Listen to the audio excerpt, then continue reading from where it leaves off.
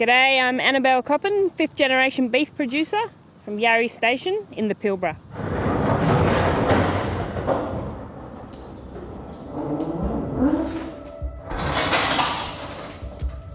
I was born into it, but then I did have the chance not to be a farmer because I was sent to boarding school to give me a chance to do whatever I want to do. You need to have a chance to see the rest of the world to make sure it is what you really love. I like being connected to the land and I like producing food. I like running my own business, so it all kind of links up and that's why I love it.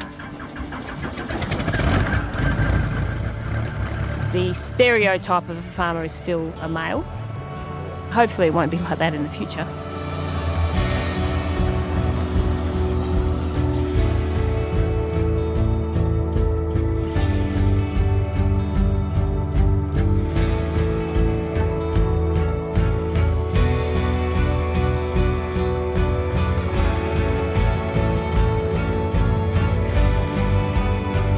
I was always challenged by my father, particularly in more men jobs, which was pretty hard at the time, but it made me more determined.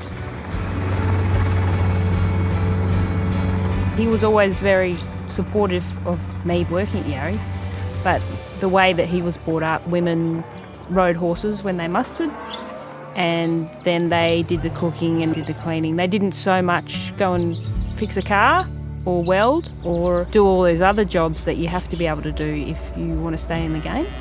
So that's where we clashed a bit. And then, of course, there was always the huge obstacles of succession planning and working together as a family. That was really hard. I've still got plenty of guys my age that say things like, oh, I've only got daughters, so I don't know what I'm going to do with the farm. And I automatically, correct them and say, well, hang on, your daughters might want a farm. Oh, yeah. Oh, yeah, Annabelle, that's right, yeah. If they're anything like you, it'll be okay. I hate two jobs going at once. So Will and Liddy... I would hate to have a whole team of blokes. It changes the environment when you've got a mixed team. Well, why don't you do it first? And it should be the person that's the best at the job. And that's how I look at it when people apply for our team. I look at their skills and their personality and more so their attitude than anything. And it's probably why we always do have a few more women working here. This is what dreams are made of.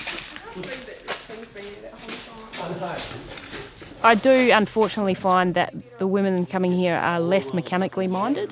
They just have less skills about fixing cars and mechanics, which is a bit disappointing.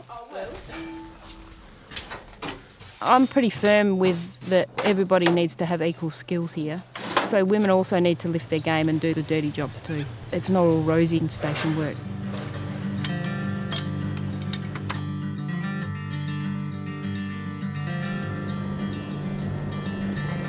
Being on a station, I actually have more of an advantage of being able to still run my business and have children. But one of the biggest things I have is the mother guilt. Like, I just can't help it. It's something that I need to work on because I know it's stupid. When I'm not with her and I'm not out gallivanting, I'm working, I still feel guilty. And it's with me all day long. So that's something that has been particularly quite hard to deal with, just feeling guilty that I'm working and not looking after her all day. One of my greatest gifts is that I have a lot of support. So I have my mother living on Yarrie and she's fantastic at helping me, and I have a really supportive husband who has a job where he can be at home in blocks, and he's very happy just to look after Tanamai all day.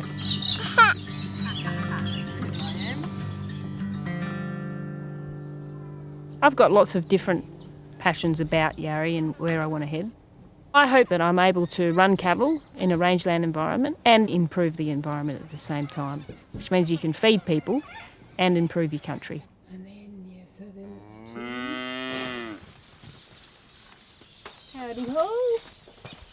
I hate the rural and city divide. Yes, it's there, but it's also up to rural people to reach back to our city cousins as well and say, walk with us, here's our story, because we need to feed people and we need support to be able to look after this country for them. So, we're a partnership.